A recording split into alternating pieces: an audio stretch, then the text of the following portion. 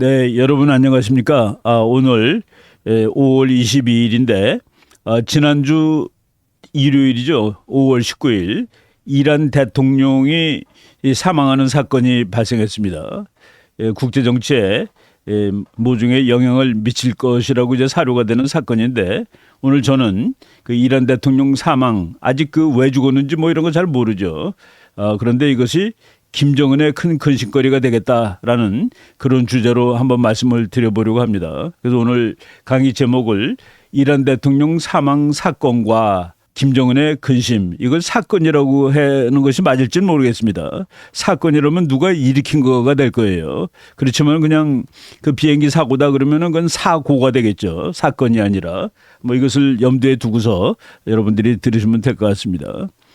네, 뭐 안개도 많이 꼈고 그래가지고 이제 어디 그 이란 북부 지방을 이제 날아가다가 세 대가 날아갔는데 마침 대통령이 탄 비행기만 추락을 했습니다. 그리고 그 비행기에 뭐 장관급 관리들이 여러 명 탔는데 그래서 그 사고로 한 국가 원수가 죽었다.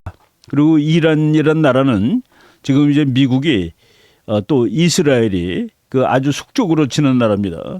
지금 국제 정치를 옛날에는 뭐 공산주의 국가 대 자본주의 국가, 자유주의 국가 이런 식으로 분리를 했는데 지금은 유라시아에 있는 4개의 독재 국가와 3개의 자유 국가가 싸우는 거로 돼 있습니다.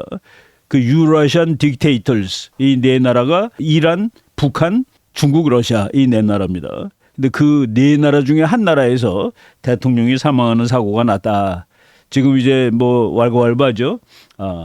그 라이시라는 사람인데 라이시가 죽어가지고 어떻게 될 거냐. 뭐 학자들마다 이제 얘기가 다른데 라이시가 저 사람이 1인자는 아닙니다. 그 이란의 정치 체계의 그 특이성상 1인자는 수프림 리더라고 돼 있어요. 수프림 리더가 1인자고 그리고 2인자가 대통령입니다. 그 이제 신종 국가나 마찬가지이기 때문에 종교 지도자의 역할을 하는 사람이 1인자입니다. 근데 그 하메인이라는 사람이 지금 종교 지도자인데 그 사람은 뭐 살아 있죠. 그리고 이제 대통령 2인자가 죽었다. 그리고 제도를 이거 선거 제도를 만들어 놔서 이제 부통령이 지금 직위를 승계하면 됩니다. 승계하고 그 부통령은 50일 이내에 대통령 선거를 다시 하면 된다. 그래서 지금 현재 6월 28일 날 선거를 다시 하는 거로 이렇게 그 계획을 했던 모양입니다. 네. 그래서 이란의 최고 지도자는 대통령이 아니라 수프림 리더입니다. 수프림 리더. 그래서 그 지금 있는 사람은 여러분 사진 보는 사람이에요. 하마네이라는 사람이 최고 지도자고 저 사람보다 우리가 그냥 이름 아는 사람이 호메인입니다. 호메인이라는 사람이 이제 이란이 왕국이었는데 그 왕국을 신종국가, 그러니까 종교 지도자가 통치하는 나라로 1979년에 바꿨죠. 근데 이 사람은 이제 두 번째 수프림 리더라고 보시면 됩니다. 첫 번째 수프림 리더가 바로 이 아야톨라 루돌라 무사비 호메이니. 그냥 우리는 호메이니 하는데 저 사람 얼굴 많이 봤을 겁니다. 호메이니가 초대 수프림 리더였다. 그리고 저 사람은 뭐 그냥 병사했습니다. 1989년에 이제 늙어서 죽었고, 그리고 지금 현재 하메이니가 이제 수프림 리더를 받았고, 그리고 대통령은 이제 뭐 선거에 의해서 뽑으니까 이번에 죽은 라이시 대통령 이게 이제 이란에서 두 번째로 높은 사람이라고 보시면 되겠습니다. 예, 우리가 더 잘 아는 이란 대통령 이름이 뭐 대통령이라기보다도 저 사람은 왕입니다. 팔레비라는 사람이 이란을 40년 정도 통치를 했는데 저 때는 미국하고 아주 사이가 대단히 좋을 때였습니다. 그리고 저 사람은 그 왕으로서 통치를 하면서 대단히 그 서구적이라 가지고 그래서 그 당시 이란은 종교적인 국가라기보다도 대단히 서구화된 나라였다라고 되어 있습니다. 그래서 그 종교 지도자들이 보기에는 특히 이슬람 지도자들이 보기에는 나라를 타락시킨 그런 대통령 같아 보일 수도 있어요. 바로 저 사람이 미국하고 친할 때 반공의 보류, 반소진영의 보류였습니다. 그래서 우리나라도 이란하고 사이가 대단히 좋았죠. 여러분들 저 강남 가면은 테헤란로라는 길이 있을 겁니다. 테헤란로는 이란의 수도인데 바로 이란하고 한국이 서로 이제 사이가 좋을 때 이란 테헤란에 가면 서울로가 있다고 그러는 것 같아요. 그리고 우리는 테헤란로를 이렇게 만들 정도로 이념적으로도 같은 급의 나라였는데 바로 호메이니한테 쫓겨나가지고 이제 이 왕제가 무너지고 다시 이제 신정 국가로 바뀌는 겁니다. 저 사람이 살았을 때 팔레비 왕이 있을 때 이란의 모습이에요. 그 사진들이 아직 많이 남아 있는데 저거 보세요. 저 1970년대에 테헤란 대학의 남녀 학생들 모습입니다. 제가 이제 보면서 이게 미국 캠퍼스도 저랬고 우리나라도 그랬습니다. 그때 전부 다 머리 길게 하고 다녔죠. 장발족이라고 그랬는데 1979년 그 이란 혁명 이전에 이란 사람들이 저렇게 살았다. 저렇게 살았다는 것은 다른 걸 떠나서 대단히 좀 자유스러웠다라는 그런 의미가 있습니다. 다른 사진 또 보겠습니다. 저게 테헤란 대학교 학생들이에요. 1971년 사진입니다. 1971년이니까 저 친구들이 지금 이제 대학교 그때 1학년이었으면은 지금 70대 초반 됐을 거예요. 저 사람들은 저런 시절의 기억이 있을 겁니다. 아주 대단히 자유스러운 모습이죠. 그리고 특히 여학생들이 테헤란 대학, 뭐 우리나라로 치면은 뭐 서울대학이나 거기에 버금가는 그런 학교인데 저렇게 그 자유분방하게 학생들이 이제 학교를 다녔다. 아주 자유로운 시대였습니다. 보세요. 이거는 뭐 미국이나 마찬가지 아니겠습니까? 그 당시에 70년대에 그 청바지 유행했고 미니스커트 유행했죠. 청바지 미니스커트 입고 그리고 또 옆에 책 끼고 다니는 것이 뭐 미국에 있는 어느 대학교나 똑같은 그런 풍경입니다. 그리고 저기 있는 그 여자 배우예요. 포르잔이라는 여자 배우인데 저것도 이제 1975년 무렵 사진이니까 이란 혁명이 나기 직전 사진입니다. 이제 저런 모습이 지금 이란에는 없죠. 이란은 전부 이제 다 뭐 긴 여자들은 까만 옷 긴 거 입고 다니고 그때 팔레비는 이란 여성들한테 선거권도 부여를 했고 참정권을 부여를 했고 그리고 이제 취직도 많이 했다고 그럽니다. 그 워크포스 그러니까 여자들이 회사에 많이 취직해서 일하고 있는 그러니까 이슬람적 관점에서 봤을 때는 엄청나게 현대화된 그런 나라를 건설하고 있었다는 얘기입니다. 그때 말이죠. 지금은 다 옛날 얘기가 됐지만은 그 소련이라는 나라를 미국이 둘러싸기 위해서 이 동쪽에는 시토라는 서쪽에는 나토는 북대서양 조약기구죠. 그리고 시토는 동남아시아 조약기구.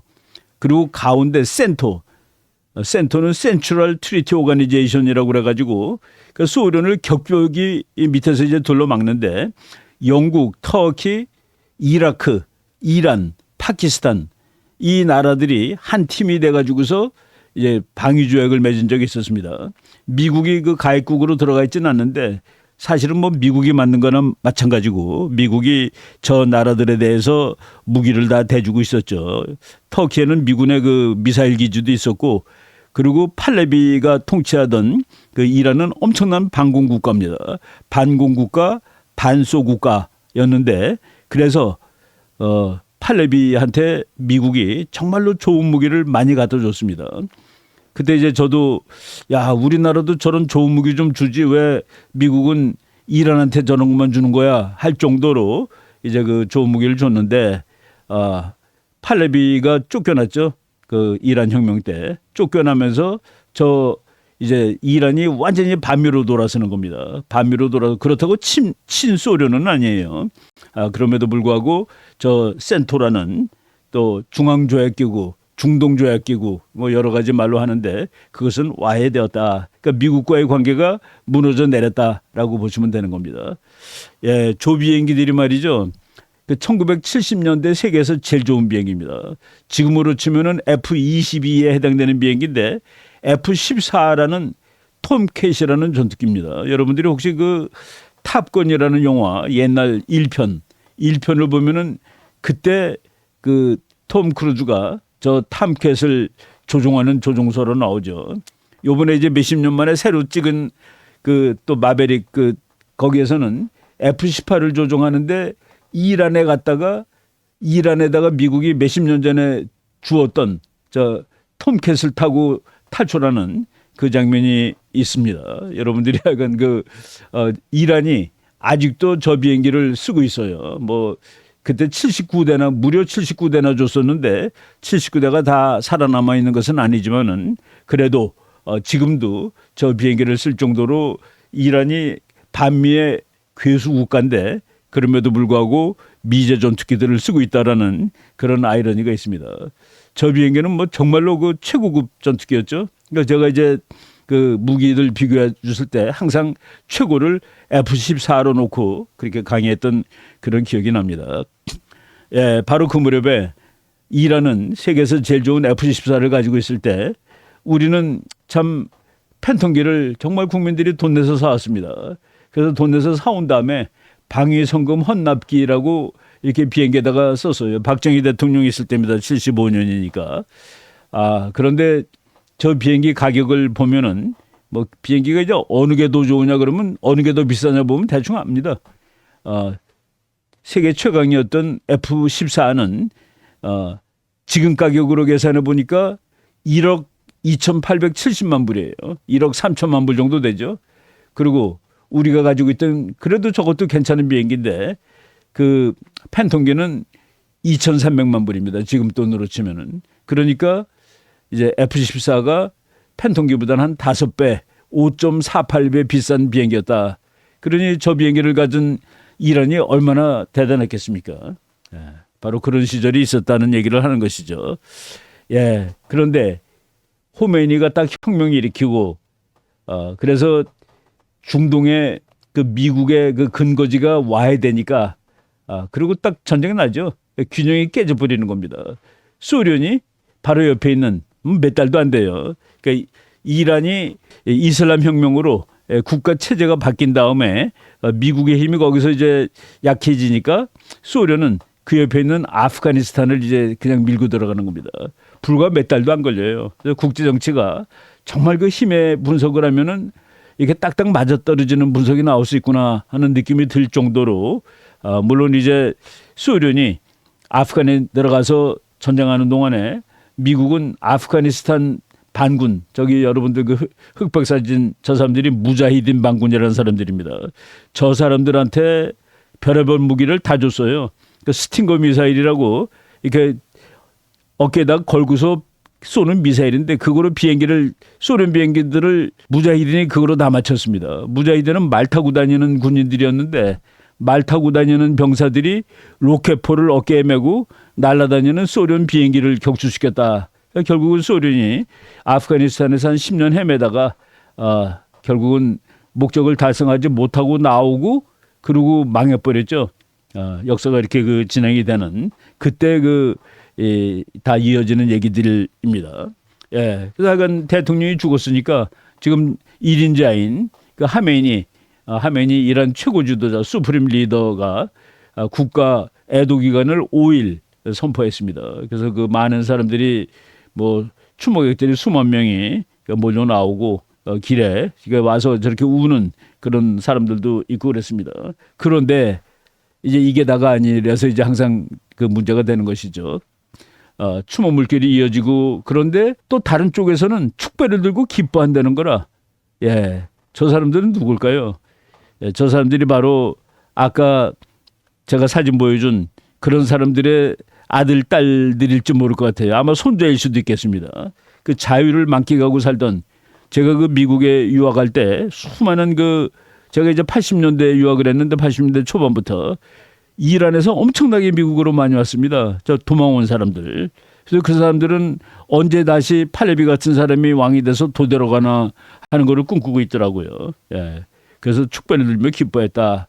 예. 대통령이 죽었는데 춤추고 축배 들며 축복까지 터뜨리는 이란인들 해가지고 뭐 요새는 SNS 시대니까 막 다 기분 좋다고 이제 지금 입에다 뭐 술 먹고 있는 것들 보세요. 그리고 저 사람들은 얼굴에다 뭐 이렇게 뒤집어 쓰지 않았죠. 차도로 안 썼습니다. 바로 이것이 지금 이란 정치의 문제예요. 이제 대통령 선거 새로 할 텐데 저 사람들은 투표하러 나가지 않습니다. 그리고 지금 너무 단번 그 기간이 짧기 때문에 지금 죽은 라이시 하고 같은 계열의 정치가가 또 대통령이 되겠죠. 그럼에도 불구하고 불꽃 놀이까지 할 정도로 이란 자체도 부글부글 끓고 있는 나라다라는 그 생각을 한번 해보십시오. 예, 길에 나와서 축배를 들고 기뻐한다. 그러니까 저 정도까지는 자유가 있는 것 같아요. 그리고 저 사람들은 복장도 이제 이란은 이 아프간이나 이런 데보다는 조금 낫습니다. 그래도 저렇게 그 약간 소구화된 그 냄새가 아직도 남아 있는 이런 근데 왜 이 사고가 났을까? 그리고 다음 어떻게 될까? 여기에 대해서 아직 잘 모르는데 이것이 사고인지 사건인지에 따라서 앞으로 달라지겠죠. 미국은 말이죠. 미국 정부, 미국 백악관, 미국 국무부 이런 데서는 야 우리는 절대로 관계없어라고 지금 얘기하고 있습니다.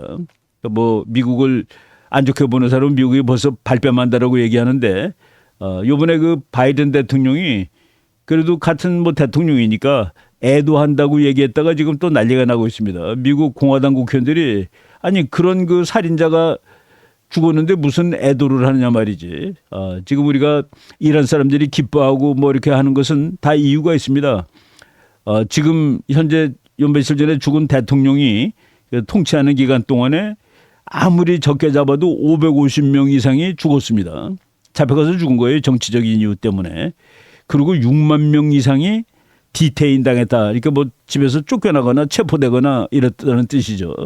그래서 그 정치적으로 탄압받는 사람들이 자기를 탄압받은 사람이 죽으니까 좋다고 이제 얘기를 하는 겁니다. 그런데 그 아무리 저 외교지만은 애도한다라고 했다가 미국 국회의원들이 또 융단 폭격을 하고 있는 그런 장면을 여러분들이 보실 수가 있습니다. 왜 죽었을까? 미국이 뭐 폭탄을 뭐 한 거냐? 이스라엘이 또 폭탄을 심은 거냐?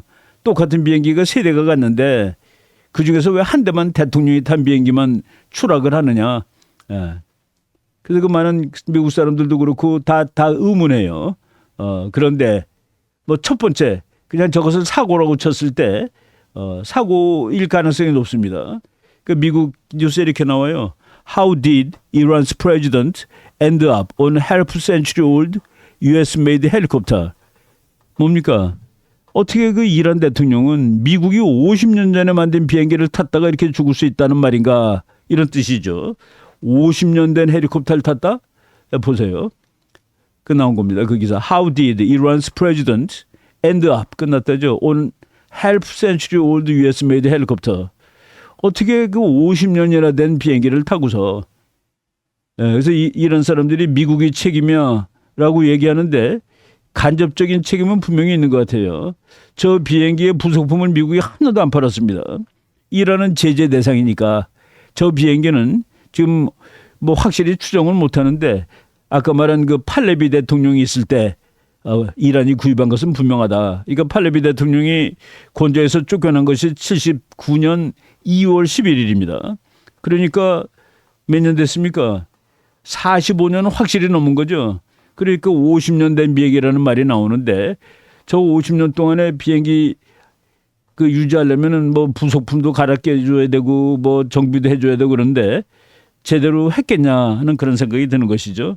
그러니까 이란 사람들이 미국 책임이야라고 얘기하는데 책임이 나는 전혀 없어라고 얘기하기는 곤란하겠다라는 그런 느낌이 드는 겁니다.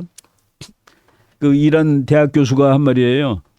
테헤란 대학 교수가 서양 사람들이 미국이나 이스라엘 서방 측이 지난 40년 동안 호메니 이후에 이란은 결국은 붕괴될 거야 라고 가정했다. 모든 그 논쟁에서.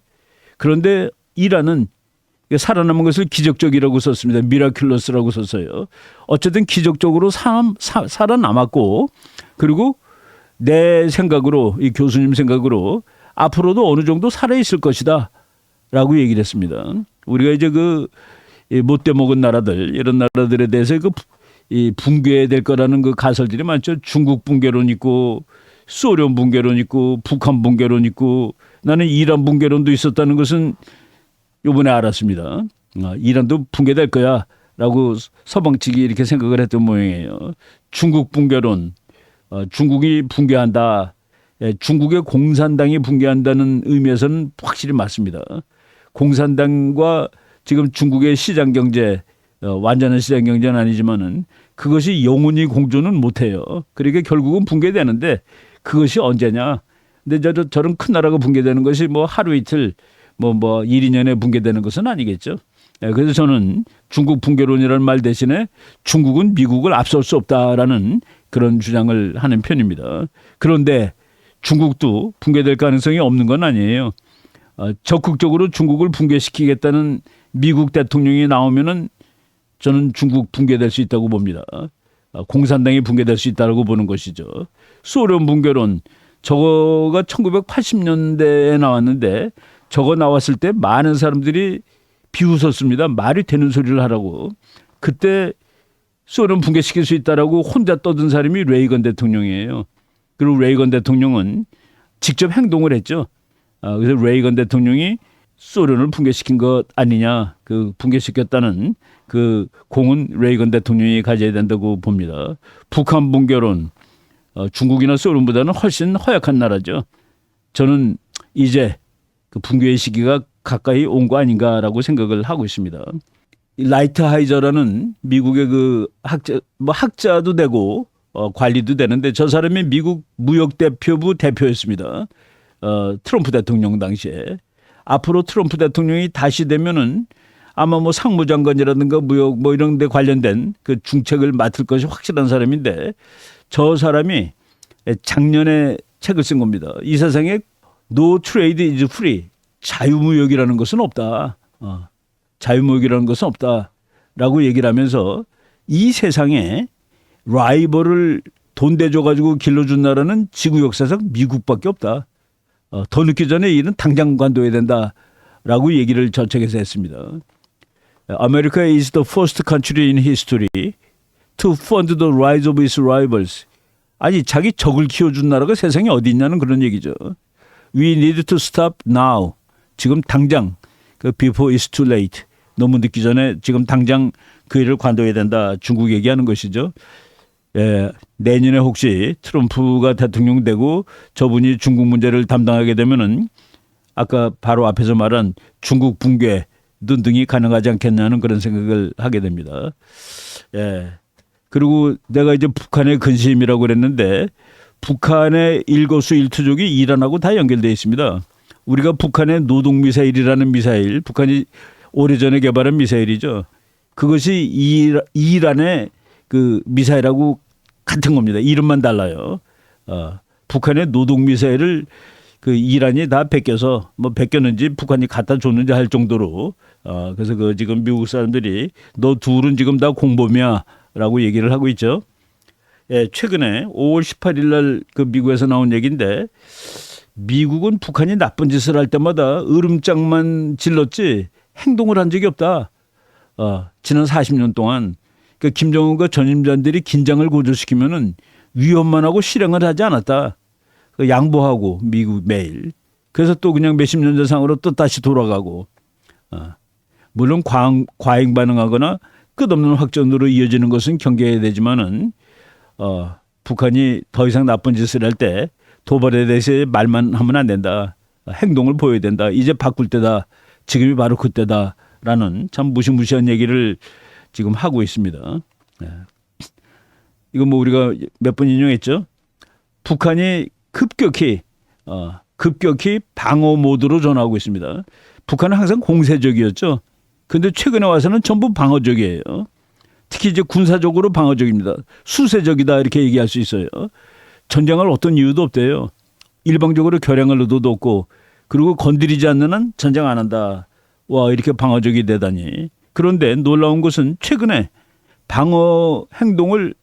방어적인 모습을 행동으로 보였습니다. 볼까요? 이것도 제가 보여드린 것이죠. 화살머리 고지 인근 도로에 지뢰를 매설했다.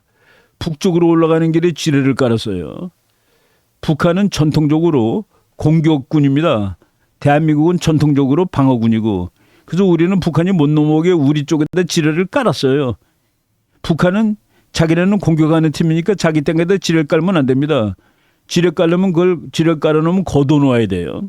공격 시간을 들킵니다. 걷어야지 되니까.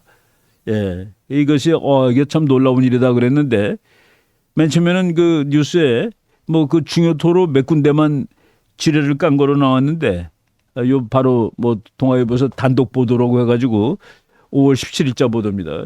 휴전선 전역 남북 통로에 지뢰를 매설하였다. 그러니까 북한이 적어도 지상으로는 한국을 먼저 공격할 수 없는 그런 상황을 만들어 놨습니다. 스스로가. 공격하려면은 지뢰를 다 걷어들여야 되죠. 그 지뢰 걷는데 시간 많이 걸리고 우리가 다 볼 수 있습니다.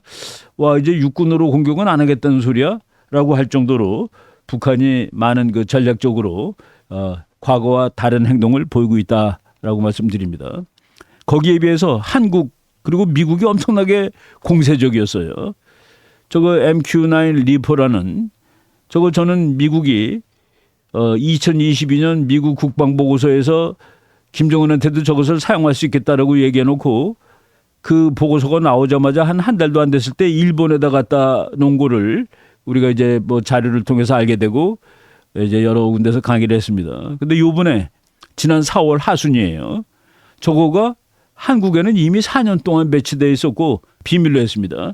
그런데 요번에 우리 언론한테 다 공개를 하고 훈련하는 모습을 다 공개를 했다. 엄청나게 도발적이고 공세적인 그런 행동을 보이고 있더라는 얘기입니다. 제가 이제 김정은의 근심이라고 그랬는데 참 이게 나라는 강해야 되겠다라는 생각을 여기서도 할 수 있죠. 그 대통령 전용기가 우리나라도 옛날에 없었어요. 박정희 대통령 미국 갈 때 노스웨스트 빌려 타고 갔습니다. 내가 아주 어렸을 때 우리 대통령이 미국 깃발 그린 비행기를 타고 미국 가니까 참 그 꼬마 때에도 마음이 안 좋더라고요. 내릴 때 그냥 태극기를 거는데 썩이는 코리아라고 안 써 있고 노스웨스트라고 써 있는 거 이런 것들이 참 그랬는데 북한은 그래도 조선민주주의인민공화국이라는 이름을 붙인 비행기는 있습니다. 그리고 뭐 김정은이가 저 비행기를 되게 좋아해가지고 그 내부도 공개한 때가 있어요. 저 비행기 이름이 참매입니다. 참매. 참매호인데 저거를 가지고서 먼 외국을 못 갑니다. 먼 외국을 못 가는데 저것이 그 참매호가 우리나라의 인천공항에 내린 적이 있어요. 올림픽 할 때, 평창 올림픽 할 때 북한 선수단하고 뭐 그 임원단을 태우고서 인천공항에 내렸는데 인천공항에 내려서 이제 움직이는데 그 뒤에 그 아시아나 항공의 비행기들 보세요.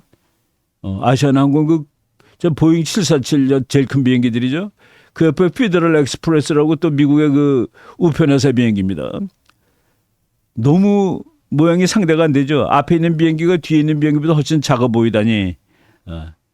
그래서 우리 그 YTN 기자가 대형 화물기들 사이에서 위화감이 들 정도였다라는 그렇게 표현한 기사를 내가 봤습니다.